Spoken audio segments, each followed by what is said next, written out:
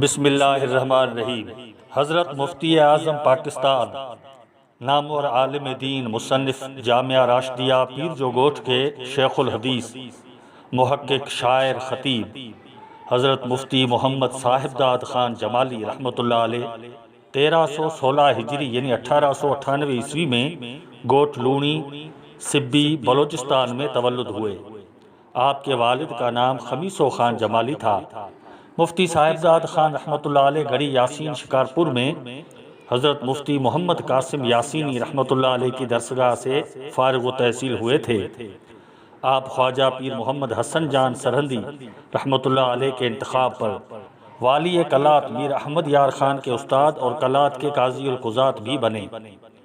1921 یعنی 1340 ہجری میں آپ مستقل طور پر سلطان کوٹ ضلع شکارپور میں سکونت پذیر ہوئے۔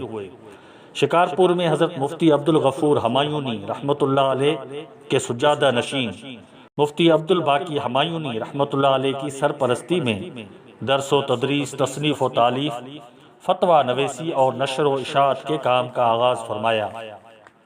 حضرت مفتی صاحبداد خان جمالی رحمۃ اللہ علیہ نے مفتی عبدالغفور ہمایونی کی یاد میں مشہور الہمایون رسالہ جاری کیا، جو 1342 ہجری سے 1345 ہجری تک 4 سال جاری رہا، اور سلطان کوٹ سے الاسلام رسالہ جاری کیا، جو 1935 سے 1938 تک جاری رہا۔ ان دونوں رسالوں میں عقائد اسلام پر بیش بہا مضامین شائع ہوتے تھے۔ الہمایون اور الاسلام رسائل کی 500 کاپیوں کا سالانہ ہدیہ امام انقلاب پیر سید صبغت اللہ شاہ ثانی سورہ بادشاہ پیشگی ادا فرماتے تھے۔ مفتی صاحبداد خان جمالی رحمۃ اللہ علیہ تحریک پاکستان میں بھی شامل رہے۔ قیام پاکستان کے بعد جمعیت علماء پاکستان تحریک ختم نبوت سے بھی وابستہ رہے۔ آپ کچھ عرصہ کراچی میں سندھ مدرسۃ الاسلام کے استاد بھی رہے، اور بھی مختلف اداروں میں دینی، تعلیمی اور تدریسی خدمات دیتے رہے۔ فتویٰ نویسی میں آپ کو زبردست ملکہ حاصل تھا۔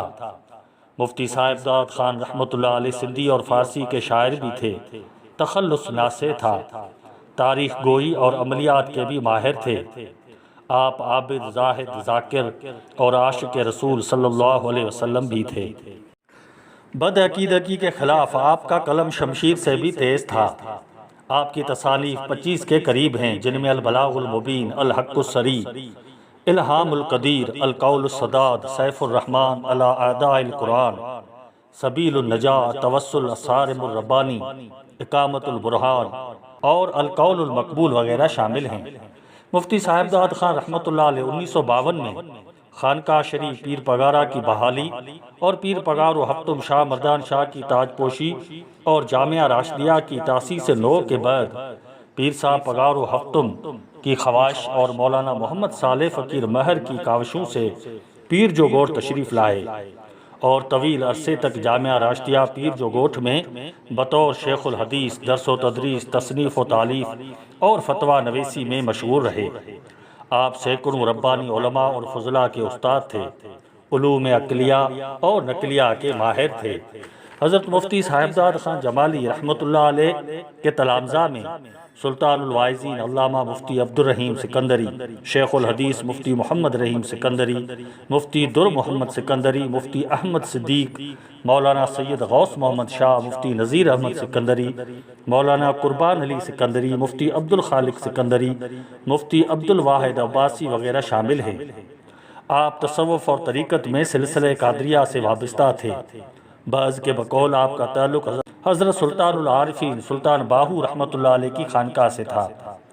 آپ بہترین مقرر اور خطیب بھی تھے۔ بر صغیر کے مقتدر علماء اور مشائخ آپ کا احترام کرتے تھے۔ آپ نے حج بھی فرمایا، اور جامعہ راشدیہ میں تقریباً 10 سال سے زیادہ عرصہ تدریسی خدمات سر انجام تھیں۔ مفتی صاحبداد خان جمالی رحمۃ اللہ علیہ کو 5 فرزند اور 2 بیٹیوں کی اولاد تھی۔ حضرت مفتی صاحبداد خان جمالی رحمۃ اللہ علیہ نے 1 جمادی الاول 1335 ہجری یعنی 29 اگست 1965 کو وصال فرمایا۔ آپ کی نماز جنازہ سید حسین امام اختر نے ادا فرمائی۔ آپ کی مزار شریف سلطان کوٹ ضلع شکارپور میں واقع ہے۔ آپ کے وصال پر مفتی نجم الدین یاسینی نے تاریخی کتاب ہی کہا۔